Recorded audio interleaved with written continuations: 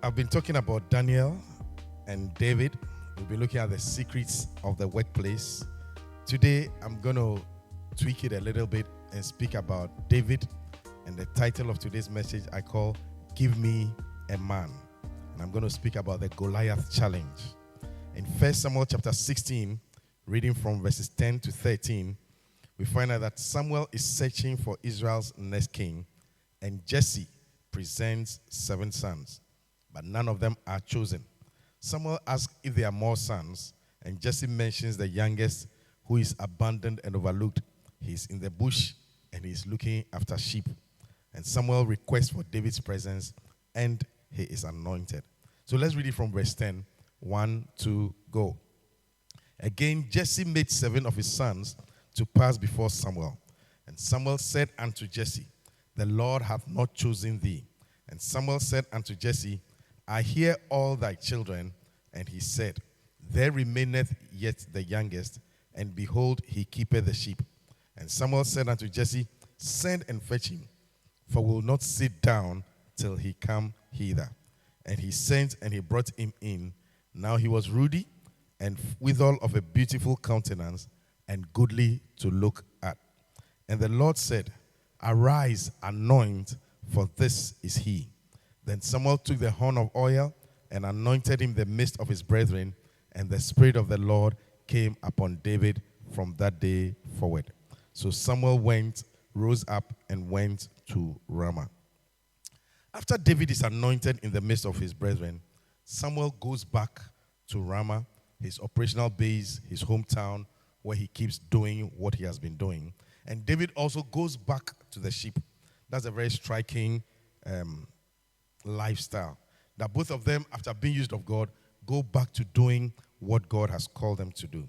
No matter what God does with your life, there are responsibilities that you must always keep doing. Is somebody with me? No matter the elevation upon your life, you go back to prayer, you go back to the word, you go back to fellowship, you go back to giving, you go back to outreach. Let not any of those things be out of your life.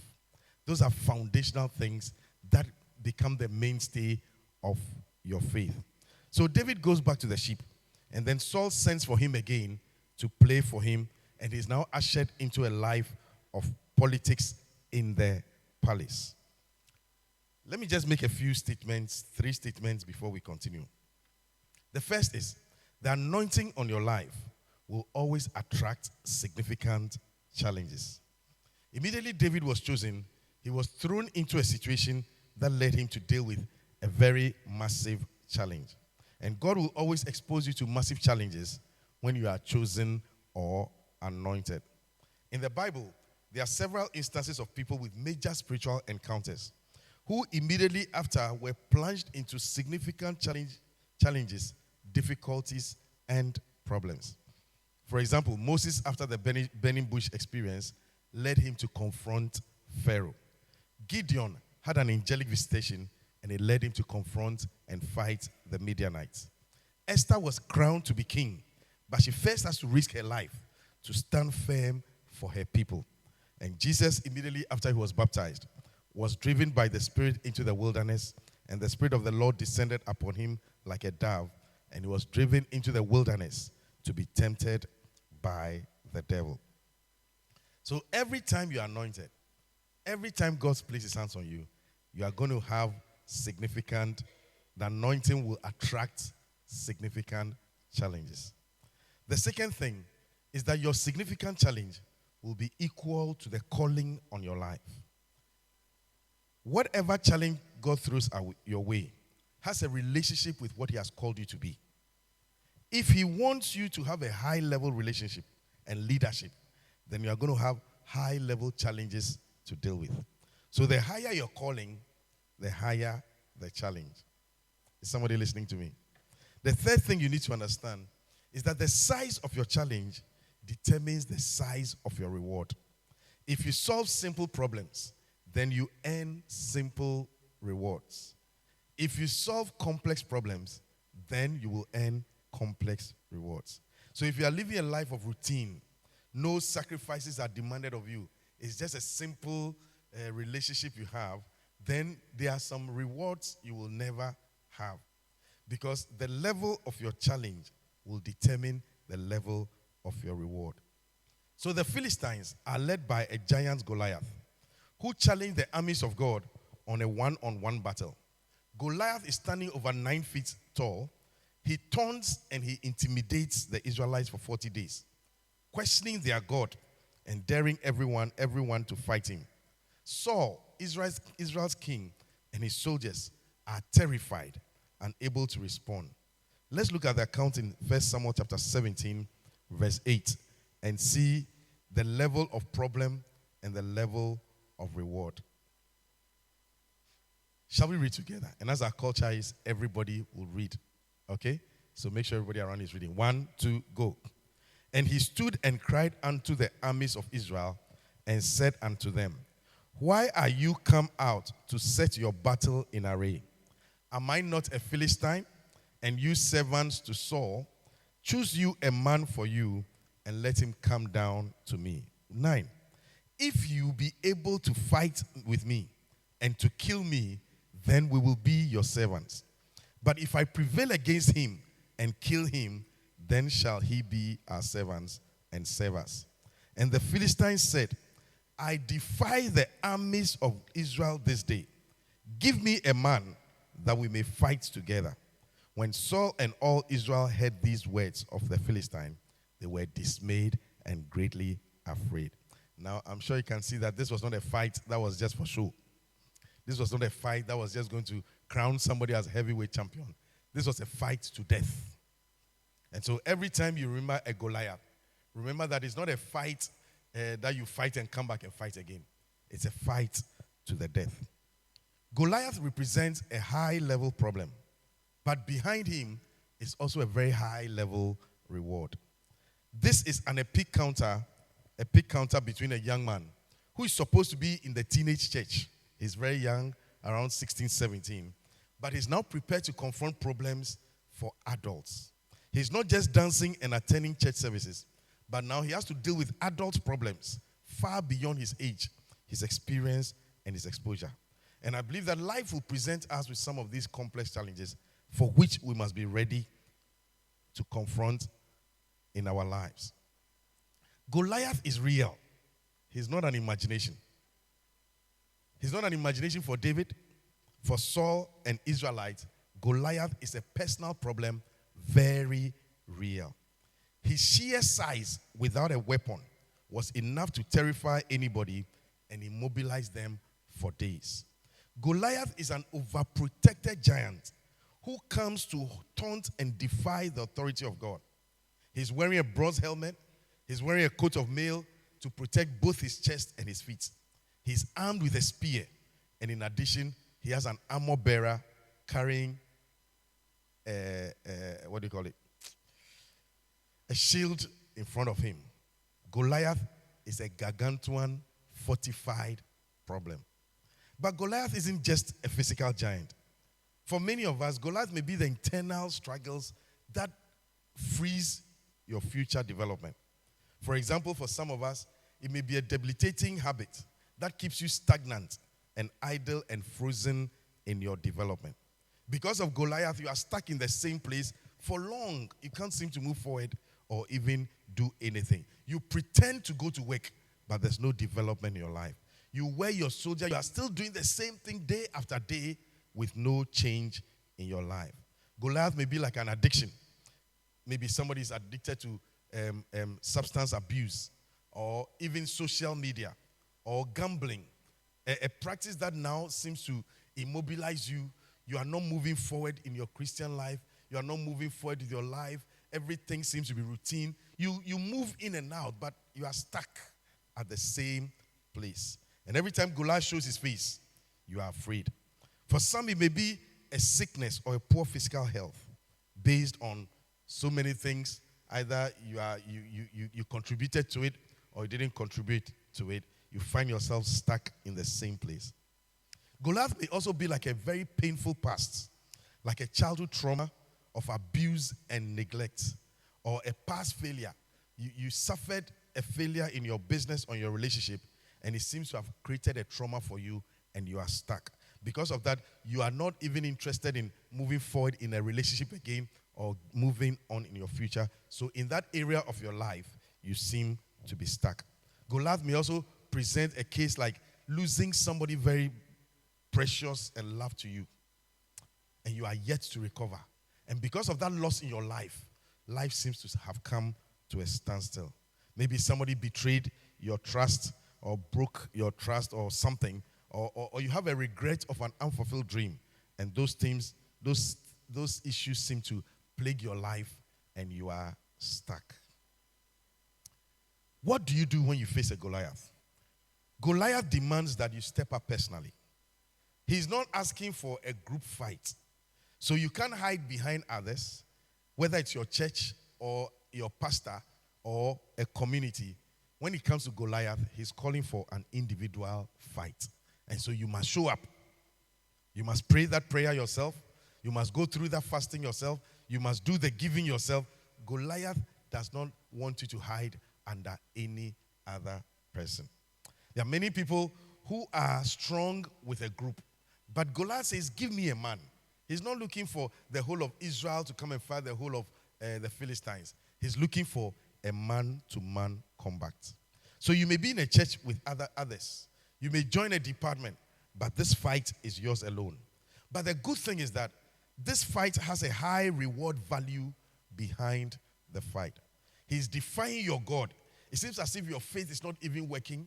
It seems as if your God is sleeping, and he's calling you now to an individual battle.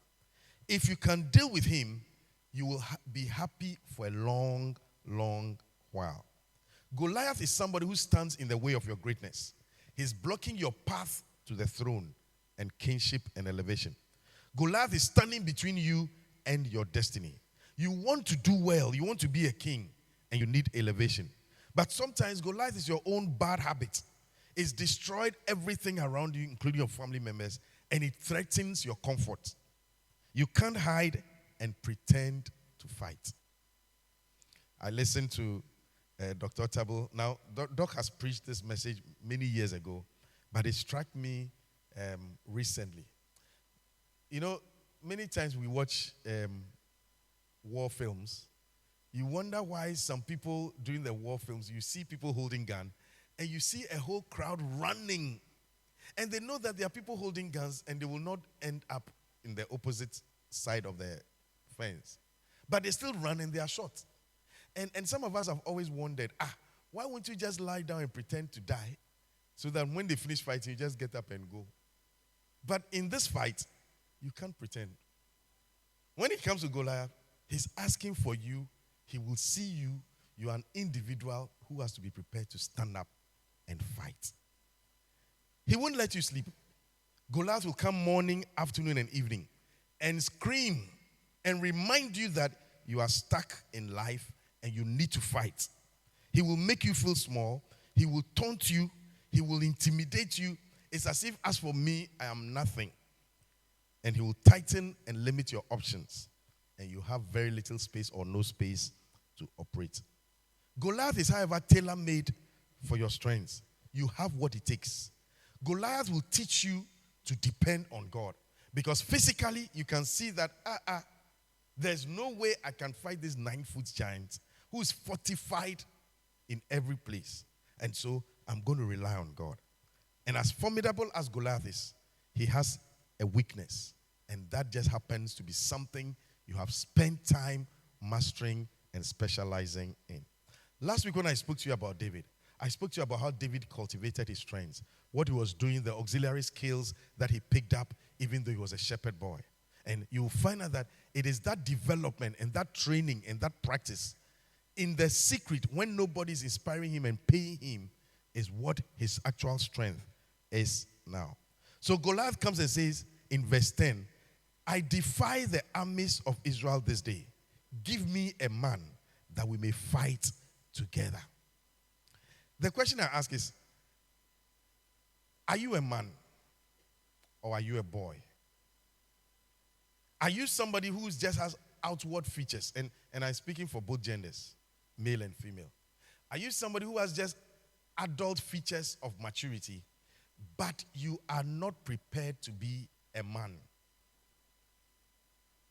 Are you a boy in a big man's body? When Goliath said, give me a man, he's asking for an adult male who is ready to risk his life to save the future generations from a life of slavery. A man is somebody who is a bridge between the future and the destiny of many people who are even yet unborn.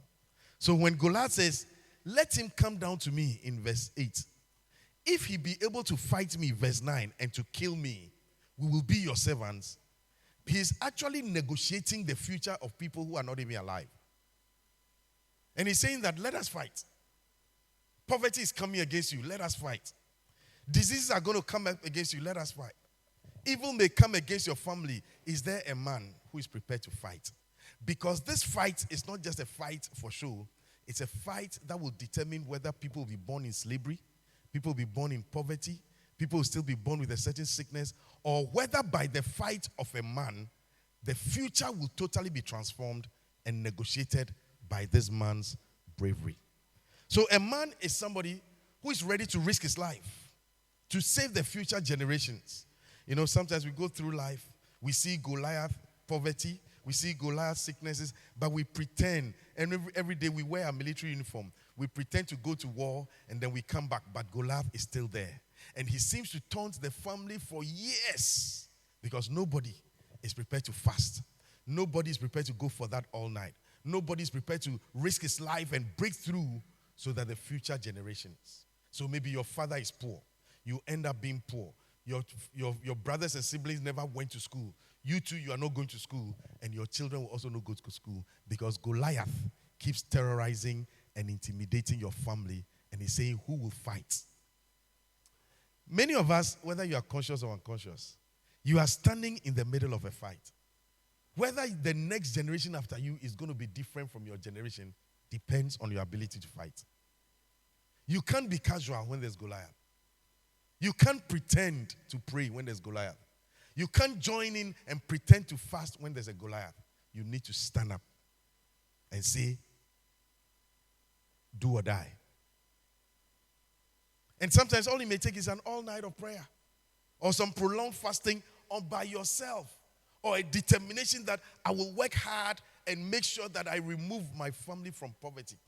And because of what I've suffered, my children will not go through it. Somebody must be willing to fight. And this fight is going to be a close combat fight. And it's going to task you.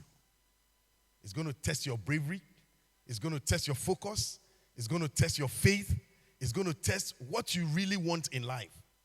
Do you want that problem to be over? What are your priorities in life? What are your real desires in life? Do you want a life of prosperity or you want a life of... Do you want a life out of that sickness or you want a life of conformity? That is the decision. Give me a man.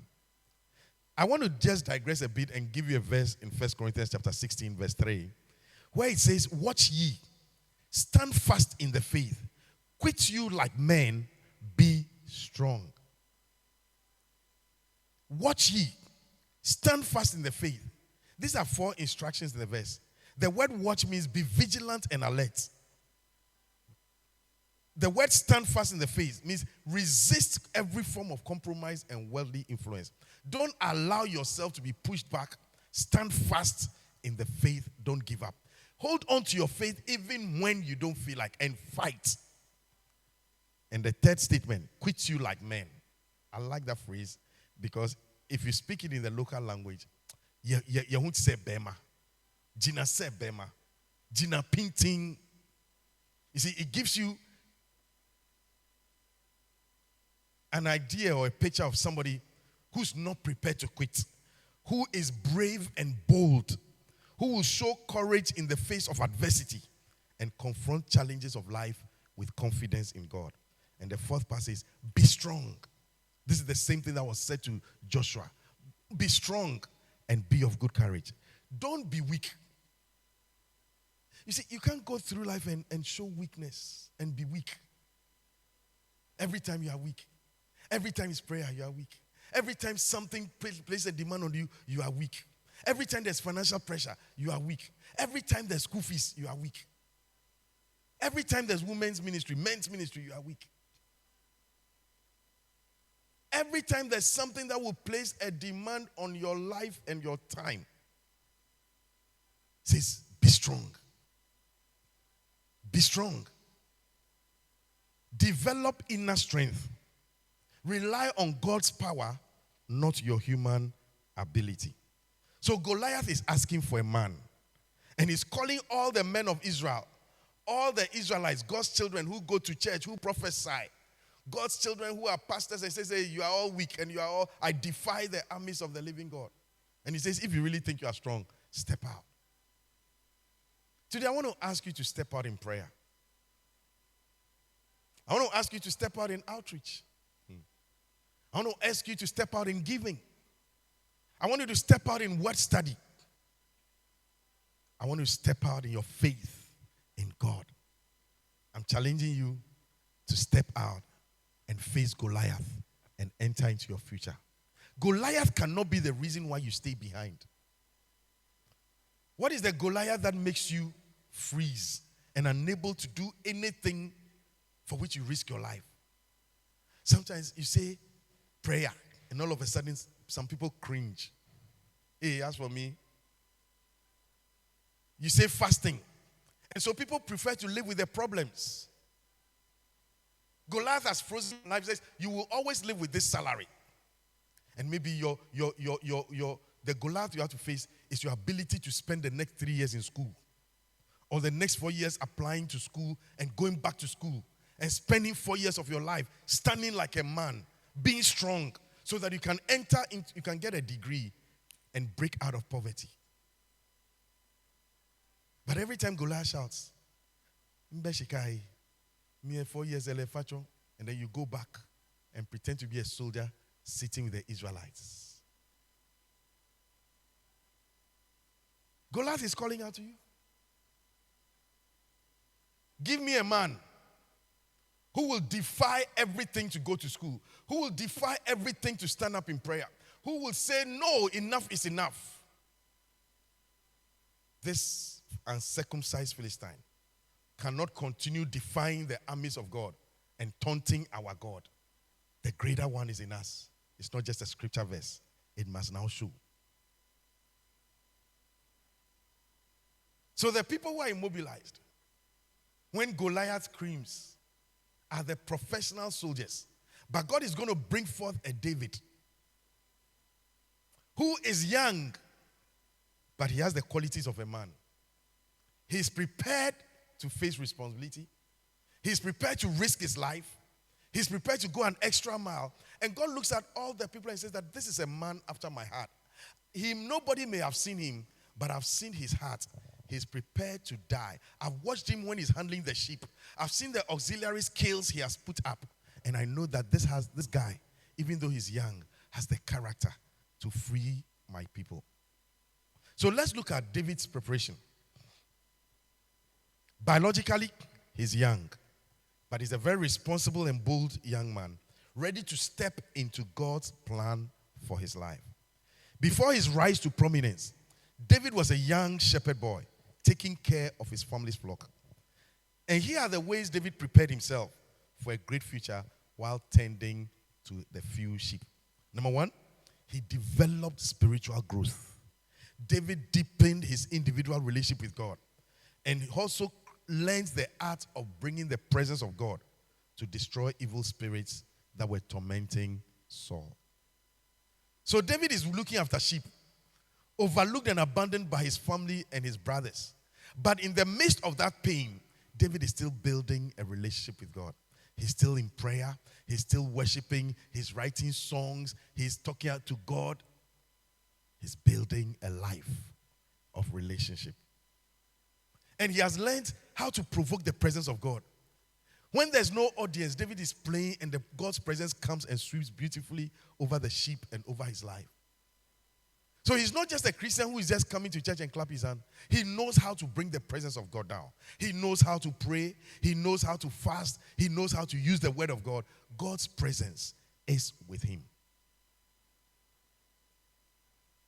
Maybe for you, you need to write a book. You need to start a business. It seems gargantuan. It seems very humongous. It seems huge. It looks like, Charlie, the problem is fortified. And every time you think about it, you just go back to your professionalism. Whilst you are in your shop alone, whilst you are working alone and there's nobody there, what you do in that time, build a relationship with God. Read your books. Study the word. Spend a lot of time in prayer. When I look back over my life, there were periods when it seems as if nothing was working. But those were the times I forged a life of prayer. It looks as if I had a lot of time. Maybe schools were on vacation. Maybe there was a coup d'etat or there was an aluta, and so students had been sent home. But those were the times I learned how to fast and pray. I learned how to study the word. And so you may think you are going through a wilderness in your life, but in the wilderness, forge a relationship with God. Because that time you may never ever have it again. Number 2, David cultivated skill as a shepherd, ensuring that none of the sheep was lost whilst he was the shepherd, and also risked his life to protect the sheep from wild animals. So to effectively even perform the function of being a shepherd, David didn't just go and say, okay, I've been appointed a shepherd, so all I have to do is look after the sheep. He anticipated that when you are looking after sheep, there'll be wild animals. And if I don't learn how to protect myself from the wild animals, both me and the sheep will be destroyed. So David decided, nobody's teaching me how to throw a sling, but I have to defend myself. So in the wilderness of my life, when my brothers don't like me, my father has abandoned me and relegated me to go and look after sheep, I'm going to be faithful and I'm going to pick up auxiliary skills. And I told you last week, the things you learn beyond what you have studied and the work you do will provide a catalyst into your future. Or will be a catalyst into your future. So you are a secretary. You are maybe typing. But you can learn other software programs. You can learn filing. You can learn how to write. You can learn how to summarize. Don't just say, I'm a shepherd. Because your life is being negotiated by what you do when you get a job. So to effectively perform this function of being a good shepherd, he has to develop master auxiliary skills of using a sling. And if you are a good shepherd, a loose shot, when you are attacked by a lion, it means that you will die. So you find out that when you are in the wilderness and an animal is attacking you, your life depends on it. If you fire and you miss, the lion will kill you. You can see how David is preparing himself for Goliath. He didn't know that a Goliath was going to come. But he has learned to use that single shot to make sure he never misses. So over a period of time, by slinging, he doesn't even wait for the lion to come. He's making sure that when the lion comes and he slings, he won't miss. When the opportunity comes and I sing, I won't miss. When the opportunity comes and I lead a prayer meeting, I won't miss. When the opportunity comes in my office and I'm given the opportunity to do a job, I won't miss. Because some people are missing opportunities. You don't understand that every time you stand here to sing is an opportunity to go worldwide. You don't understand that every time you have an opportunity to share, you have an opportunity to be listened to by millions of people. But you've been preparing how to sling. And you make sure that any wild animal that comes, you don't miss. Because if you miss it, you will go back to slavery.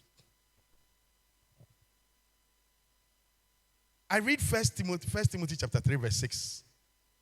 Very interesting piece of scripture. It says, not a novice, lest being lifted up with pride, he fall into the condemnation of the devil. So he's talking about leadership. And he's saying that people who are going to stand in a certain position must not be novices. It means that they must not be people who are untrained and unskilled. Because they will fall. And they will fall into a condemnation that they may never rise up again.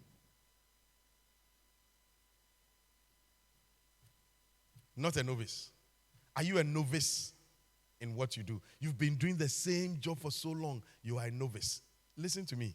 You cannot enter into your future by being a novice. There comes a time you stop being a novice. Because the Bible clearly says, not a novice. Because a novice will fall into condemnation. The opportunity has come. You blow it away.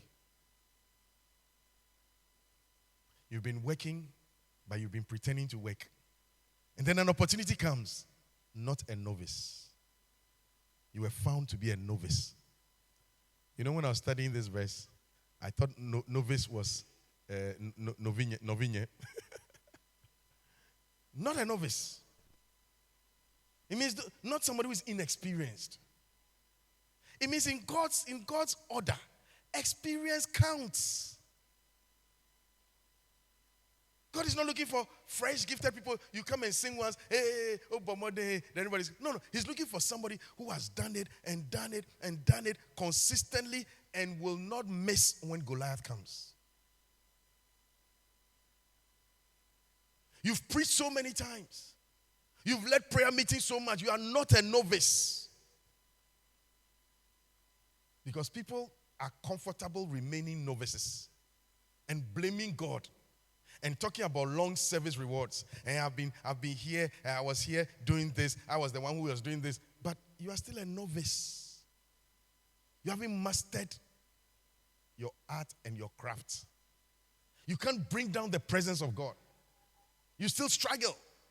Today it's A, tomorrow is A minus. You need consistency.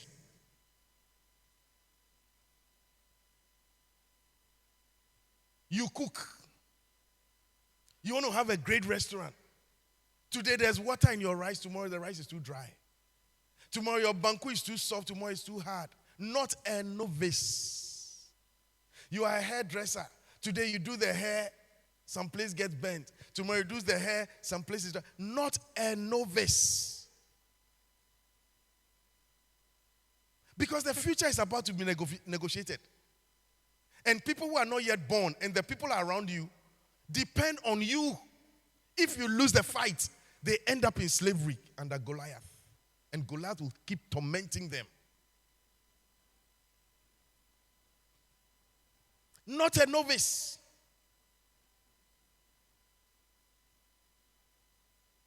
Lest being lifted up with pride, he fall into the condemnation of the devil. So, you find out that David had matured. He can enter into the professionals and outplay them. Why? Because he has taken what he does seriously. What is the third thing about David? He builds character and resilience. Despite facing skepticism from his brothers, David remains unfazed, focusing on his work with unwavering dedication, even when people don't recognize him or support him. So you find out that when David goes, you read about it in 1 Samuel chapter 17. David is sent by his father to go and give food to the brothers who are in the army. I mean, you think about it. Your brothers don't like you. They relegated you to go and look after sheep. All of them are progressing well and comfortable. And your brother calls you and says, go and give them food.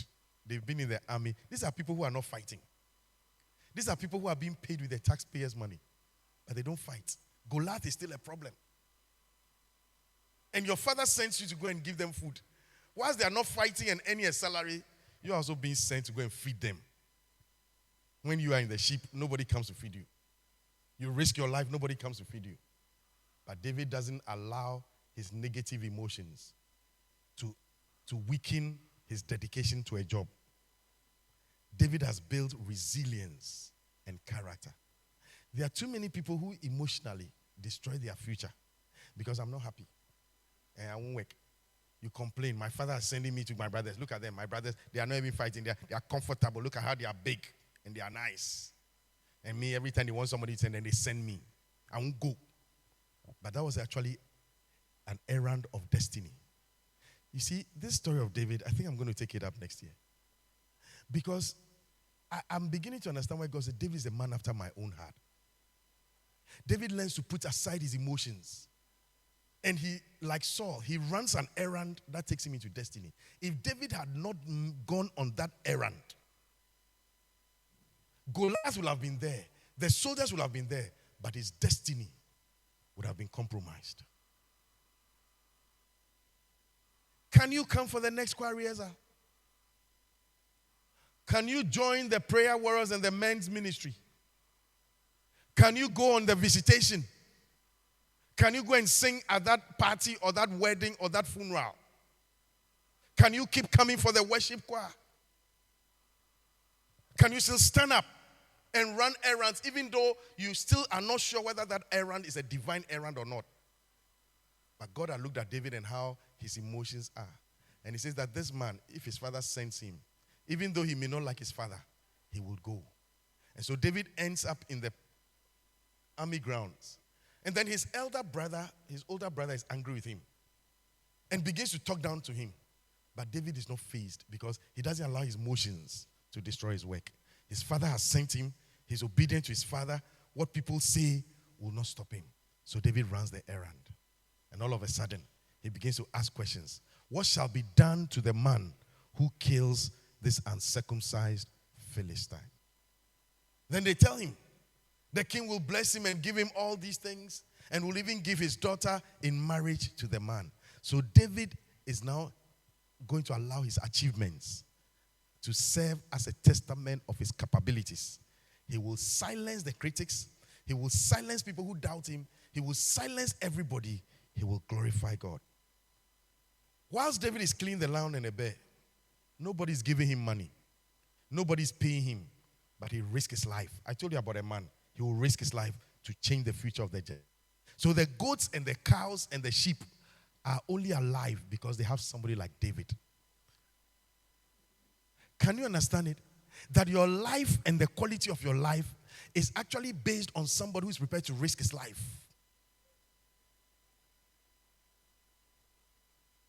But you come into the world, you don't care about the next generation. You think it's all about you. But David's fight, I wonder how many wives would have lost their husbands if all the Israelites had gone to fight.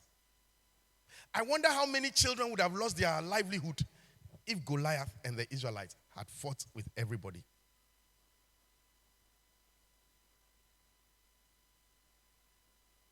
Sometimes you don't realize how you are being kept alive because there are still prayer warriors. There are still ashes. There are still people who hold their hands up and continue to pray and battle even when you don't understand. Because the future is determined by men, not by boys. As for me, if I don't come, I don't care. As for me, now I'm busy. As for me, now I'm married. As for me, I have children. As for me, I have better things to do. If everybody behaved like the rest of the Israelites, would you be able to have a job?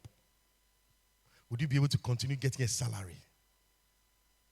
Think about it carefully. Somebody is fighting to keep the company alive so that every month you can still get a salary. Somebody is fighting to keep the school alive so every month your children can go to school and learn. Somebody is fighting to keep the church alive so every Sunday morning you can still come to church and hear these words.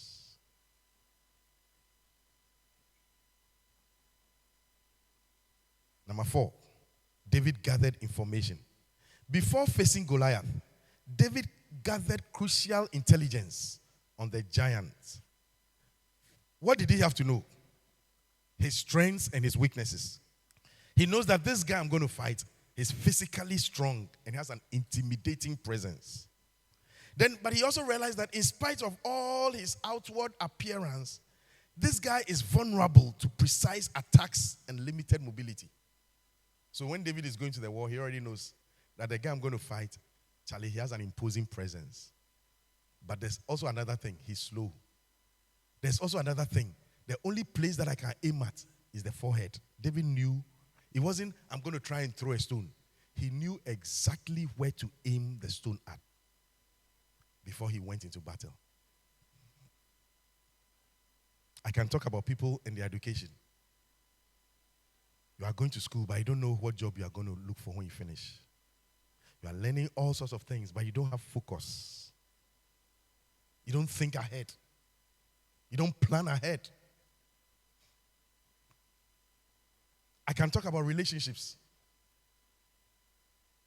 How some of you may be in a relationship, you have no idea. Let me hold that for now. So David identified the optimal target, Goliath's forehead. However, he understood and acknowledged God's supremacy, that the battle belonged to the Lord, and that his own role in the battle was just to trust and obey and be a vessel. The victory didn't lie with him. He was just a vessel. That, for me, is an amazing truth. That God, I'm just a vessel. That's all I am. It's not because I went to school. It's not because I've done this. It's not because I've done this, I've done this. It's true I've done it, but at the end of it, the victory belongs to the Lord, and it's for your glory. You see, don't ever get to a point where you leave God and trust so much in yourself.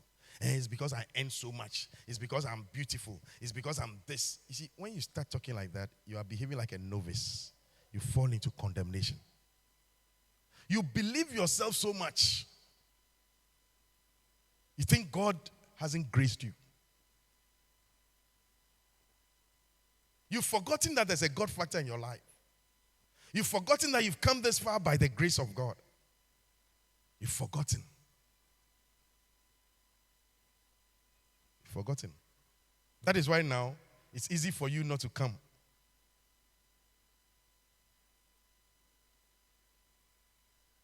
No be so. Because you've forgotten. Now you think that I got the degree. I fought the lion. I'm strong. I fought the lion. I'm strong. But listen to what David says.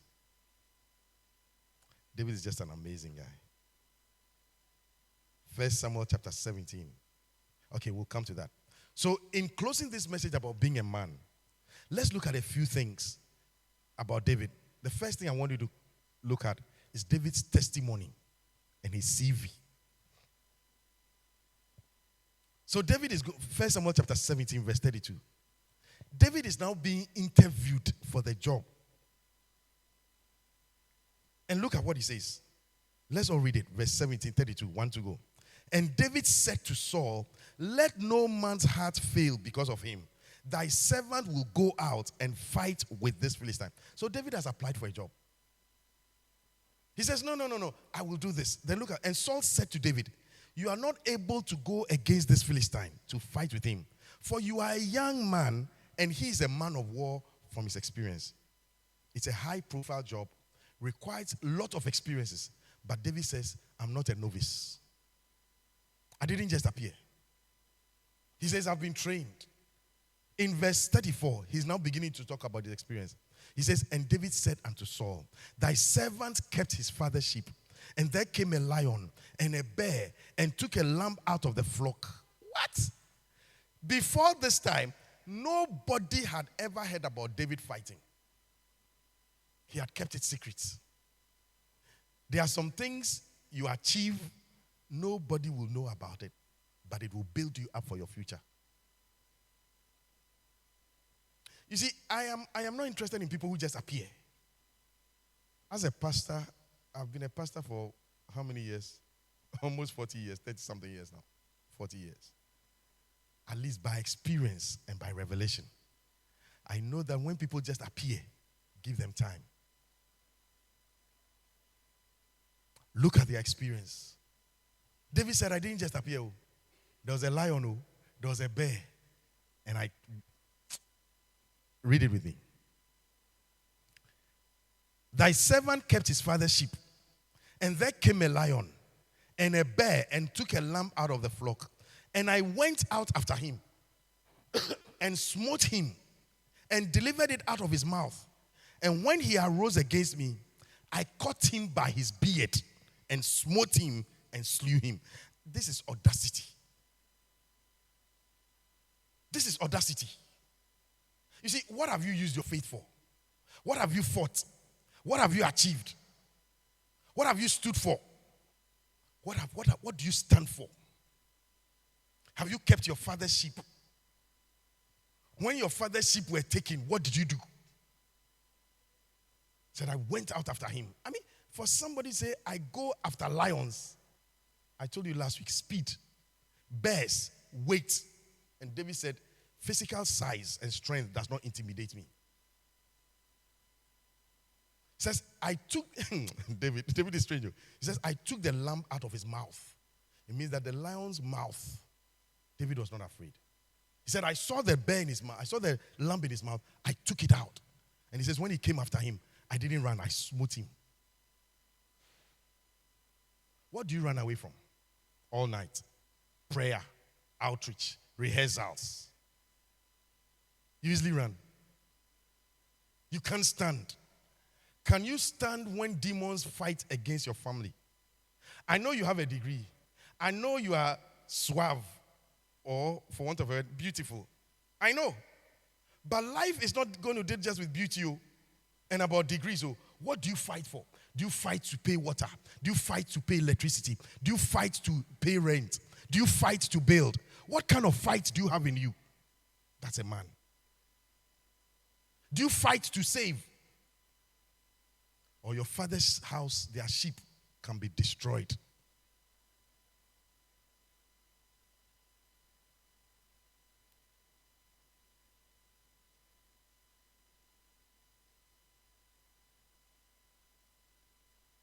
I mean, if you don't care about your father's sheep, the Lord and his house, you don't understand the training he's giving to you. If you don't care about anything that goes on in the house of God, you see, there is something that you lose and you miss. Seriously. I'll preach about David and his father's house. Maybe one of the days. And when he rose against me, I caught him by his beard. The goat, the bear and the lion had a beard. I caught him by his beard and I smote him. This young man, may God raise up young men like him in our lives. So you find out that when God says David is a man after my own heart, he's not just looking for somebody who plays an instrument. Bravado, bravery, courage to stand, to defend, to protect. Because when you marry, you protect your children. You stay up in the night to pray. You will pay hospital bills. You will go to school and attend PTA. You will defend. You know, today you are a professional soldier. It's easy just to come to church. You don't give your offering. You don't give tithe. Everything you don't do. You don't understand. You don't understand.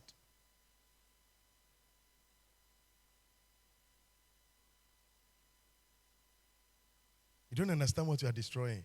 Because Goliath is still standing. And look at it. 36. Thy servant slew both the lion and the bear. And this uncircumcised Philistine. He's the only person who calls this guy uncircumcised. They are afraid. But David comes and says, this guy, I don't want to speak. This uncircumcised Philistine shall be as one of them, seeing he has defied the armies of the living God. Look at David's faith. Look at what he has cultivated in God. Look at the God he believes in. You know that the Goliath is big, but my God is bigger. The problem we are facing is big, but there's a bigger God. And that guy, uncircumcised, will not stop me. And I like what he says. David said, moreover, the Lord, you see the glory? The Lord that delivered me out of the paw of the lion, out of the paw of the bear, he will deliver me out of the hand of this Philistine. And immediately Saul heard that. He said, go. The Lord be with you.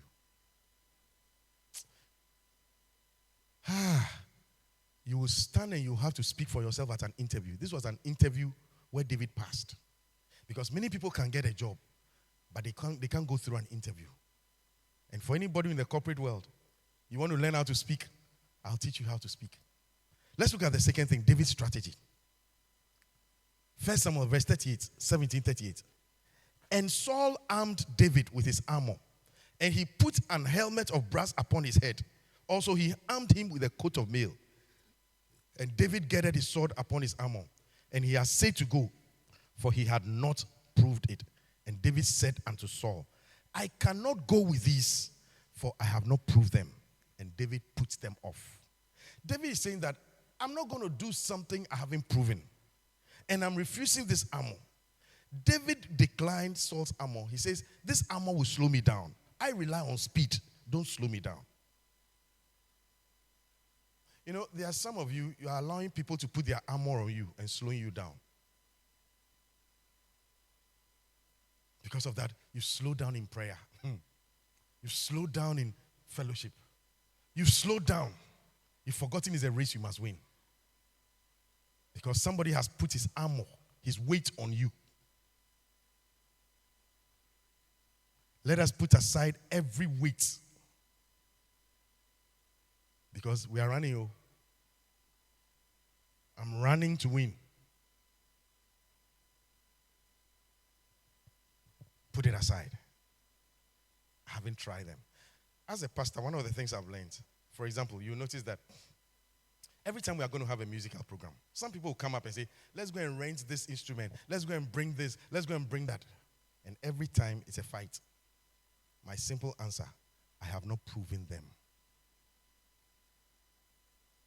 I have not proven it. Our own instruments I have proven. We know how it sounds. It is not in a major program that are going to bring other things to come and weigh us down. For the sound to be too loud. For somebody who doesn't know our quality of music to come and sit behind the control system and just be, I have not proven them. Oh, pastor, we need to buy a new this thing. I have not proven them. I know my strengths as a pastor. I know what I can do. There are places you invite me to preach, I won't preach because I have not proven them.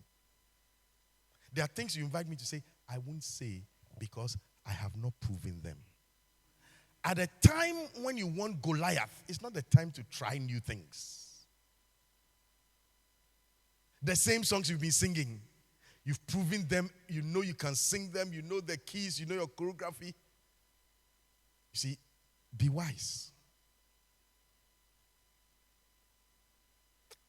Are you learning something today? Okay. So, what does Goliath do? What does David do? All of a sudden, he puts aside his strategy.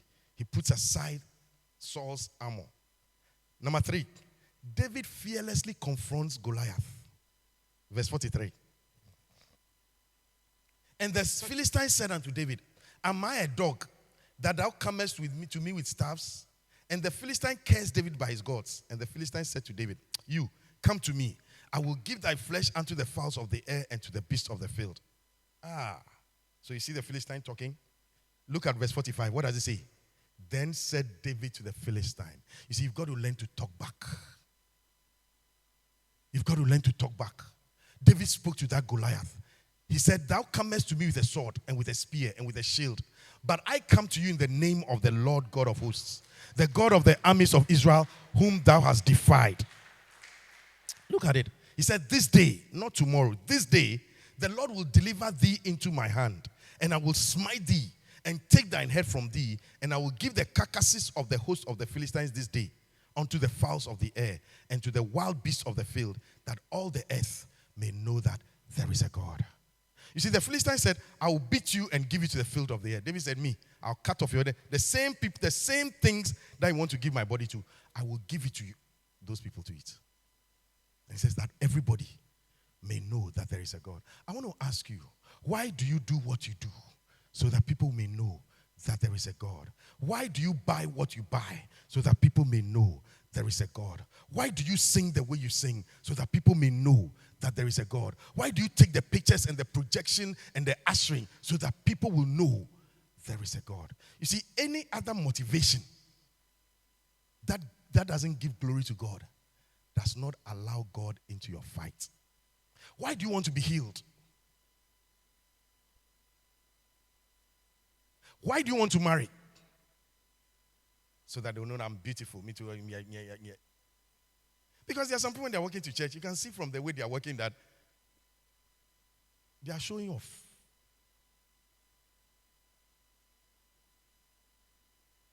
From the way you play, from the way you sing, from the way you dance, from the way you drum, we can see. But they may know. They may know. May I stand in this place every Sunday, and may my message be simple, that they may know that there is a God. They may know that there is a God. That all the earth may know that there is a God in Israel. And it came to pass. And then he said, and all this assembly shall know that the Lord saveth not with sword and spear, for the battle is the Lord's, and he will give you into our hands. And it came to pass, when David arose and came and drew nigh to meet David, that David hasted and ran toward the army to meet the Philistine. So David had a physical confrontation. He approached Goliath. He also had a verbal confrontation. He proclaimed God's power and sovereignty. Wow, he challenged Goliath. You come to me with a sword and a spear. I come to you in the name of the Lord. I go to that interview in the name of the Lord. I may have gone to school. I may have killed a bear. I may have killed a lion. But I go in the name of the Lord. You want to see God's glory in your life? And then number 4. David fought with accurate aim. I end with that. 1 Samuel chapter 17:49. And David put his hand in his bag and took thence a stone and slung it and smote the Philistine in his forehead, that the stone sank into his forehead and he fell upon his face to the earth. David targeted Goliath's vulnerable spot, the forehead. Single stone. But David had been practicing for years, making sure that he will not miss. Because he knows what is at stake if I miss. If I miss, I die. This lion that is coming is not a joke. If I miss, I die. This bear is not a joke. If I miss, I die. So I cannot miss. You know, there are too many people who through life, you give yourself opportunities to miss. Every month you miss water bill, electricity bill, rent. Every month you miss prayer, word study, fasting. You miss everything apart from the things that are not important, that don't add to your life. You better think about yourself again. Killing Goliath was not a mistake. Killing Goliath was not by chance. Winning the battle into your future doesn't just happen. It's a very deliberate, conscious effort by somebody who says, I am a man. I'm now taking my life and my destiny into my own hands. My parents didn't like me. My brothers don't like me. My destiny is in my hands. I trust God and I'm going to the future. And I'll face the future. They didn't send me to school, but I'll not be a failure. I'll face the future of my life. And so you begin to learn as a shepherd boy. You develop auxiliary skills. You stand up, you fight. You have successes, daily successes in your life. You've killed a bear. You've killed a lion. Now God opens the door and makes Goliath and presents him to you because Goliath has a reward. And it's a high-level reward. If you kill Goliath, your life don't change. At the time when your boss needs you and comes and says, get me that, all of a sudden you realize that, no, I've been missing. I don't know where it is. I've looked for it. I can't find it.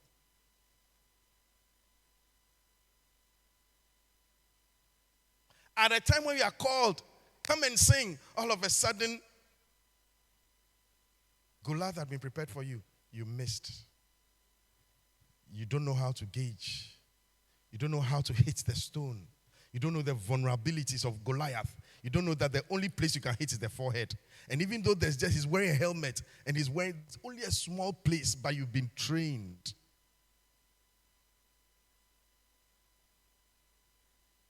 You've been prepared. And God knows that that reward will change your life. You were a shepherd boy nobody liked, but you're going to enter into the palace, not just even as a worker, as the king's son-in-law.